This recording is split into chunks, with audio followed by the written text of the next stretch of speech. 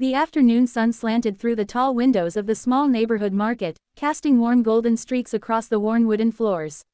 People bustled about, some hurrying to finish their errands, others stopping to chat with familiar faces. The smell of fresh bread mingled with the faint aroma of roasted coffee beans, creating a comforting, almost nostalgic atmosphere. Emma Turner walked slowly along the narrow aisles, her hands clutching a worn brown paper bag. Inside were a few pieces of leftover food she had gathered from the cafe where she worked part-time, sandwiches and a small container of soup. She kept her eyes downcast, careful not to draw attention to herself. Life had been hard lately, and though she worked tirelessly to make ends meet, some days it was all she could do to put even a simple meal on the table. Near the entrance, a little boy with tousled blonde hair and wide, curious eyes tugged at his father's sleeve. "Daddy, look," he said, pointing toward Emma. His father, David Collins, turned, adjusting the strap of his leather messenger bag. At first, he didn't recognize her. She looked fragile, almost invisible as she moved through the crowd, careful not to bump into anyone. But then his son's voice cut through the noise again. "Daddy, it's her." David's heart skipped a beat. He stared for a moment, memory clicking into place. The face of the young woman in front of him was familiar, though worn with hardship. It had been years since he'd seen her, back when life had been simpler. Emma had been a kind soul in the neighborhood, always ready to lend a helping hand, often going out of her way to share what little she had with others. And now, seeing her like this, carrying leftover food as if it were a treasure, made him pause. Emma approached the bench near the fountain, her movements careful and hesitant. She kept her gaze on the floor, unaware that she was being watched. A faint breeze lifted a strand of her hair, and for a moment, David saw her as he remembered her, strong, resilient, and quietly brave. The little boy, Samuel, continued to watch, his small hand pointing excitedly.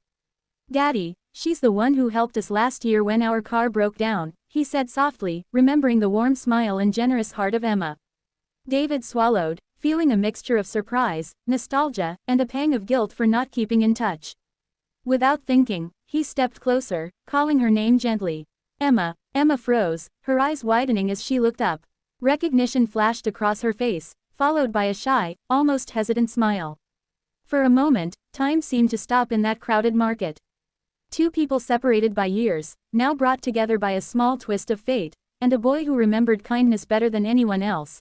David Collins stood frozen for a moment, watching Emma carefully place the bag of leftover food on the bench beside her. The market noise seemed to fade as memories of the past rushed back, smiles shared, kind gestures, and quiet afternoons when life had felt simpler. He cleared his throat, trying to steady the sudden rush of emotions, and stepped closer. "Emma, it's been a long time," he said, his voice a mixture of surprise and relief. Emma's eyes flickered with recognition, her lips parting in a soft, uncertain smile. "David, I didn't expect to see you here," she replied, her voice gentle but guarded. She shifted the bag slightly, as if using it to shield herself, though she clearly welcomed the conversation. Samuel tugged at his father's sleeve, his curiosity and excitement barely contained. "Daddy, remember how she helped our car break down last winter?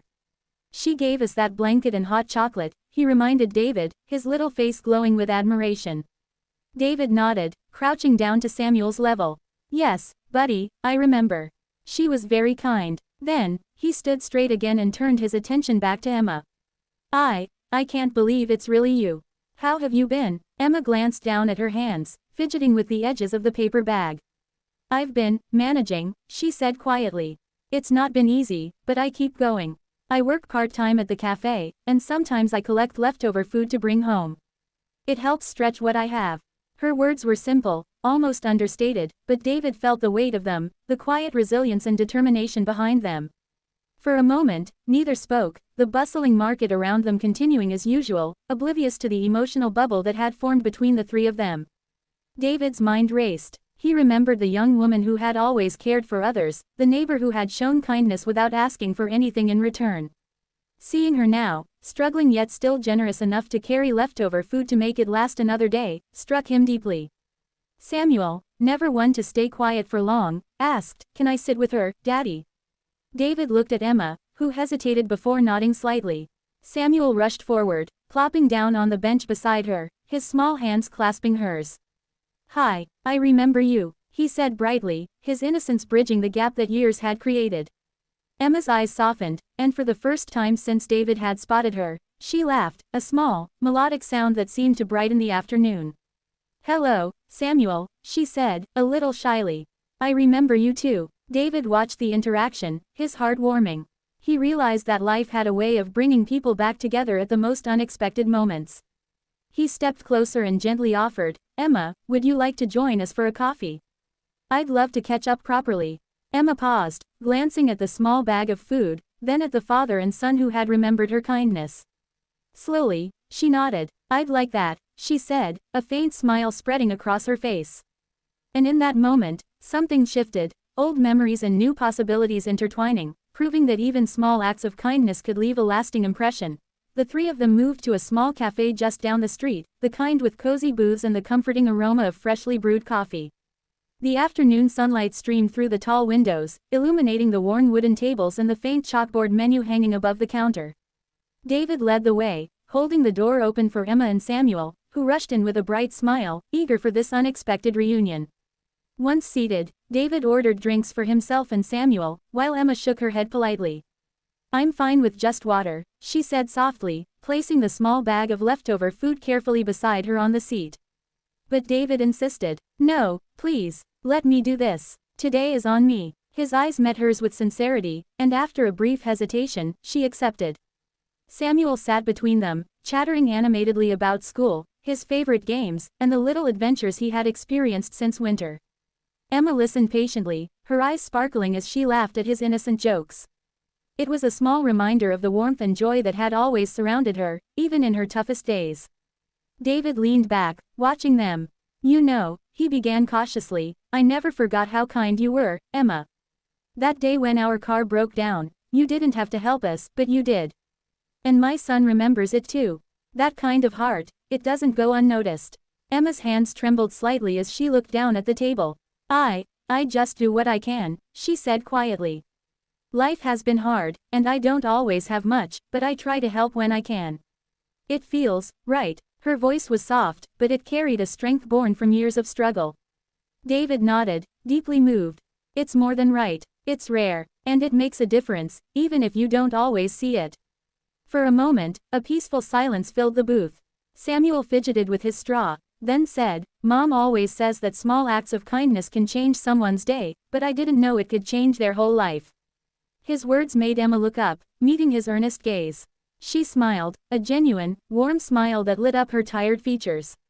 "You're right, little guy," she said softly.